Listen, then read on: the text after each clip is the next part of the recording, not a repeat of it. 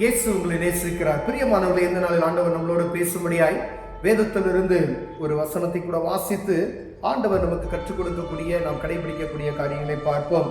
அது 1 பேதுருவின் புஸ்தகம் 4வது அதிகாரம் 7வது வசனம் இப்படியாக சொல்லுகிறது: எல்லாவற்றிற்கும் முடிவு சமீபமாயிற்று, ஆகையால் தெளிந்த புத்தியுள்ளவர்களாய் இருந்து ஜெபம் பண்ணுவதற்கு ஜாக்கிரதையுள்ளவர்களாய் இருங்கள். எல்லாவற்றிற்கும் முடிவு சமீபமாய் ஆயிற்று, ஆகையால் தெளிந்த புத்தி உள்ளவர்களாய் இருந்து ஜெபம் பண்ணுவதற்கு ஜாக்கிரதையாய் இருங்கள் என்று வேதம் சொல்லுகிறது. பிரியமானவர்களே, எல்லா முடிவுக்கும், இந்த உலகத்தினுடைய சகல காரியத்துக்கும் முடிவு சமீபமாய் ஆயிற்று என்று வேதம் சொல்லுகிறது. பிரியமானவர்களே, அப்ப நீங்க ரொம்ப தெளிந்த புத்தியுள்ளவர்களாய் இருந்து ஜெபம் பண்ணுவதற்கு நீங்க ஜாக்கிரதை உள்ளவர்களாய் இருக்க வேண்டும். நல்ல குறிப்பிட்ட கொஞ்ச நாளைக்கு முன்னாடி எல்லாம் பார்த்தோம்னா, நாங்க ஒரு 15 வருஷத்துக்கு முன்னாடி ஜெபிக்கிறவர்களையும் ஜெபம் செய்கிற அநேகரை நாங்கள் பார்த்திருக்கோம். ஜெபத்துல அவ்வளவு மகிமை, தேசத்துக்காய் அவங்க ஜெபிக்கும் பொழுது, ஒரு குறிப்பிட்ட காரியத்துக்காய் ஜெபிக்கும் பொழுது அவ்வளவு மகிமையாய் கதறி கண்ணீரோடு ஜெபிக்கிற மக்களை நாங்கள் பார்த்திருக்கிறோம். பிரியமானவர்களே, ஆனால் இந்த ஒரு குறிப்பிட்ட இந்த நாட்கள்ல ஜெபிப்பதற்கு ஆட்களை, அந்த ஒரு பாரத்தோடு கதறுகிற ஆட்கள் குறைவாக இருக்கிறார்களோ என்று அநேக இடங்கள்ல ஜெபம் நடக்கிறது. ஆனா முழு உலகத்தையும் பாதுகாப்பதற்கு தேவன் நம்மளை தெரிந்து கொண்டிருக்கிறார். ஆனால் தெரிந்து கொள்ளப்பட்டவர்கள் வஞ்சிக்கப்படுகிறபடியினாலே அவன் ஜெபத்தை என்ன செய்யறான் பார்த்தீங்கன்னா, தடுத்து நிறுத்தி விடுவான். ஏதாவது ஒரு காரியத்தின் நிமித்தமாய் நீங்கள் ஜெபிக்க விடாதபடிக்கு, ஒரு பிரேயர் டீம் இருக்கு அப்படின்னா அந்த உள்ள புகுந்து ஜெபம் செய்ய விடாதபடிக்கு தடை பண்ணுவான். பெரியவன் ஏதோ ஒரு பிரச்சனையை உண்டாக்கி, சமாதான குறைச்சலை உண்டாக்கி, ஏதோ ஒரு சோர்வு, ஒரு பலவீனம், ஏதோ ஒரு தேவையை காண்பித்து உங்களை ஜெபிக்க விடாதபடி தூரப்படுத்தி விடுவான். பிரியமானவர்களே, ஆண்டவர் சொல்றார், தெளிந்த புத்தியுள்ளவர்களாய் இருந்து ஜெபிப்பதற்கு ஜாக்கிரதையா இருங்கள் அப்படின்னு வேதம் சொல்லுகிறது. அப்ப ஜெபம் எவ்வளவு முக்கியம் என்பதை ஆண்டவர் தெளிவாய் நமக்கு வேதத்துல கற்றுக் கொடுத்திருக்கிறார். ஜெபிக்காதபடிக்கு ஒன்றுமே செய்ய முடியாது. பிரியமானவர்களே, நீங்க எப்படிப்பட்ட ஆட்களாய் இருக்கலாம், ஒரு காரியத்துக்காய் தேவ சமூகத்துல போய் நீங்க ஜெபித்தால் மாத்திரமே அந்த காரியத்தை மேற்கொள்ள முடியும். ஒருவேளை பணம் கொடுத்து வாங்கக்கூடிய பொருட்கள், வாங்கக்கூடிய காரியங்களை எல்லாவற்றையும் வாங்க முடியாது. சில காரியங்களை வாங்கி விடலாம்.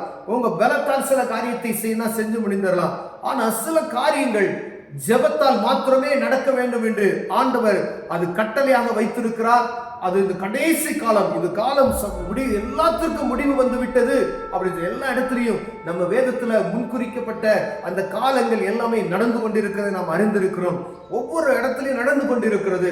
இந்த கொம்புகள் என்று சொல்லப்படுகிற 10 கொம்புகள் ஆங்காங்க முளைத்து மறைந்து காயப்பட்டு ஒவ்வொரு இடத்திலையும் காணப்படுகிறதை நாம் பார்த்து கொண்டிருக்கிறோம். பிரியங்களே, ஒவ்வொரு ராஜாக்களும் அவர்கள் ஆட்களை சேர்ந்து கடைசி காலத்துக்கான எல்லா காரியத்தை தீவிரப்படுத்தி கொண்டிருக்கிறதை நாம் பார்க்க முடிகிறது. பிரியமானவர்களே, ஆனா ஆண்டவருடைய பிள்ளைகளுக்கு அவர் சொல்லுகிறது, நீங்கள் தெளிந்த புத்தியுள்ளவராய் இருந்து ஜெபம் பண்ணுவதற்கு ஜாக்கிரதையாய் இருங்கள்.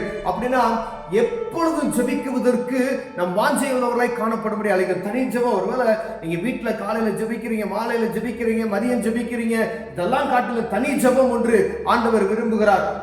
கூட்டாக சேர்ந்து உங்களுக்கு எங்கெல்லாம் ஜெபிப்பதற்கு வாய்ப்பு கிடைக்கிறதோ அந்த ஜெப நேரத்தை விட்டு விடாதபடிக்கு, ஒருவேளை அந்த ஜெபத்தை நீங்கள் இழந்திருந்தீங்கனாலும் மீண்டுமாய் புதுப்பித்துக் கொள்ளும்படியா ஆண்டவர் உங்களோடு பேசுகிறார். பிரியமானவர்களே, ஜெபத்திற்கு அவ்வளவு முக்கியத்துவம் கொடுக்கும்படியாய் ஆண்டவர் விரும்புகிறார். ஜெபம் இல்லாத ஒரு வீடு கூரை இல்லாத வீடு போல் இருக்க சொல்லப்படுகிறதை நாம் அறிந்திருக்கிறோம். அப்ப ஒரு குடும்பத்துல நீங்க குடும்ப ஜெபம் இல்லை அப்படின்னு சொன்னாவே அதுல என்ன செய்யணும், ஒரு பாதுகாப்பற்ற வீடு, ஒரு கூரை இல்லாத வீடு எப்படி இருக்குமோ அப்படிதான் இருக்குன்னு சொல்லப்படுது. அப்ப நீங்க குடும்பத்துக்காண்டி நீங்க ஜெபிக்கிற குடும்ப ஜெபத்தை எவ்வளவு முக்கியமோ அதே போலதான் அநேக காரியங்களை ஆண்டவர் உங்களை தெரிந்து கொண்டது நிமித்தமாய் உங்களுக்கு வைத்திருக்கிறார். எதுக்கு ஜெபிக்கணும் அப்படின்னு சொல்லி அநேக பேருக்கு அதை இதுதான் ஜெபிக்கணும் அப்படின்னு கிடையாது. நீங்க ஜெபிப்பதற்கு நீங்க பிரேயர் பாயிண்ட்ஸ் நீங்க வாங்கினீங்கன்னா அவ்வளவு காரியங்கள் இருக்கிறது ஜெபிப்பதற்கு. 1 மணி நேரம் 2 மணி நேரம் உங்களுக்கு பத்தாது. அப்ப அவ்வளவு காரியங்கள் இருக்கிறது. நாம் சுய சிந்தையோடு எனக்காக நம் குடும்பத்திற்காக அப்படி மாத்திரம் நம்ம ஜெபித்துக் கொண்டு இருக்கிறவர்கள் அதற்கே அநேக பேர் என்ன செய்யறதுல ஜெபிக்கிறது கிடையாது. உங்க குடும்பத்துக்கே ஜெபிக்க முடியாத சூழ்நிலையில் இருக்கிறீங்க பாத்தீங்களா? அப்ப நீங்க முதல் தெளிந்த புத்தியுள்ளா இருந்து உங்க குடும்பத்துக்காக, உங்க குடும்பத்தினுடைய பாதுகாப்புக்காக, உங்களுடைய தேவைகளுக்காக, உங்களுடைய ஆவிக்குரிய வாழ்க்கை நன்மைகளுக்காக ஜெபிப்பதற்கு கற்றுக்கொள்ளும்படி ஆண்டவர் பிரயாசப்படுகிறார். ஏன் அப்படின்னு சொன்னா பாருங்க, இந்த கடைசி காலம் ஆயிற்று. ஒருவரில் ஒருவர் அன்பு கூற வேண்டும் என்று வேதம் சொல்லுகிறது. பிரியமானவர்களே, அன்பு கூறணும், ஒருவர் உபசரியுங்கள் என்று அந்த வசனங்கள் சொல்லப்படுகிறது. ஒவ்வொரு பெற்ற வரத்தின்படி நீங்கள் நடந்து கொள்ளுங்கள், போதிக்கிறவன் போது சரியாய் போதிக்க கடவன் என்று சொல்லப்படுகிறது. பிரியமானவர்களே, எல்லாவற்றிலும் இயேசு கிறிஸ்து மூலமாய் தேவன் மகிமைப்படும்படியா, இயேசு கிறிஸ்துவின் மூலமாய் தேவன் மகிமைப்படும்படியாகவே அப்படின்னு சொல்லப்படுகிறது.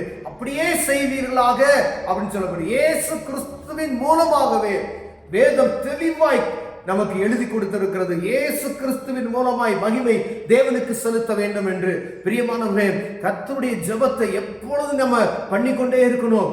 ஆண்டவர் நமக்கு விரும்புகிற ஒரு காரியம், நீங்க ஜெபிக்கிறவங்களா இருக்கணும்.